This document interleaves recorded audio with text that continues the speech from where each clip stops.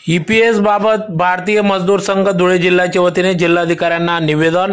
भारतीय मजदूर संघाच्या गुवाहाटी येथील राष्ट्रीय बैठकीत झालेल्या ठरावानुसार ईपीएस 95 पेन्शन महागाई भत्त्यासह 7,500 रुपये, ईपीएस पेन्शन रुपये 30,000 व ईएसआयसी पेन्शन रुपये 42,000 रुपयेपर्यंत करण्याबाबत ठराव करण्यात आला असून त्यानुसार देण्यात याव्या। भविष्य निर्वाह निधी पेन्शन 75 लाख रुपये असून पेन्शन धारकांना किमान 1,000 एवढी पेन्शन दिली जाते। ती आताच्या महागाईच्या काळामध्ये अत्यंत नगण्य असून त्यात वाढ करावी।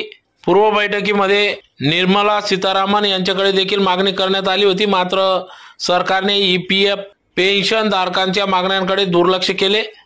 सदर मागणी लवकरात लवकर पूर्ण करावी।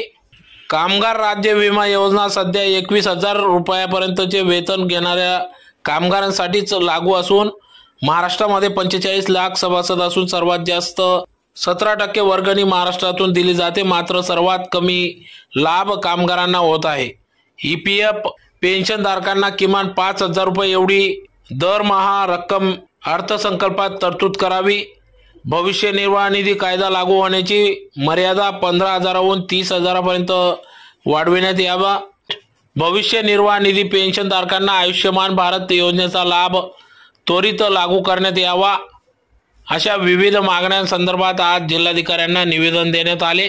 तर या योजना एसटी महामंडळ, एमएसईबी, कोऑपरेटिव्ह बँक, म्हाडा, इतर महामंडळ व टेक्सटाईल मिल कामगार या मंडळांना या सर्व योजनांचा लाभ लवकरात लवकर देण्यात यावा व लाभ मिळावा अशी मागणी या निवेदनातून करण्यात आली। या प्रसंगी या ठिकाणी शिवाजीराव काकडे, सुनील तात्या देवरे, किशोर अप्पा सोनवणे, बीएम कुलकर्णी, घनश्याम जोशी, गुलाबराव बांबरे, किरण काकडे, सौ संगीताताई चौधरी, रमेश फुलपगारे, बीएन पाटील, प्रवीण राजपूत, एसपी सने, दीपक सोनार, Manoj Chaudhari, Harish दुर्मेकर, Lotan Mistry, Riyaz Khan Pathan, Pandit Madane, Pradeep Nikum, R V Kulkarni, A M Kulkarni, P A Kulkarni आदी सर्व भारतीय मजदूर संघाचे पदाधिकारी या ठिकाणी उपस्थित होते। भारतीय मजदूर संघाचा जय हो। देश के हित में करेंगे काम करेंगे पूरा काम। देश के हित में करेंगे काम करेंगे पूरा काम।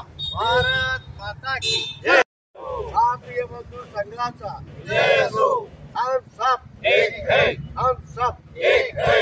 हमारी यूनियन, हमारी ताकत, हमारी यूनियन।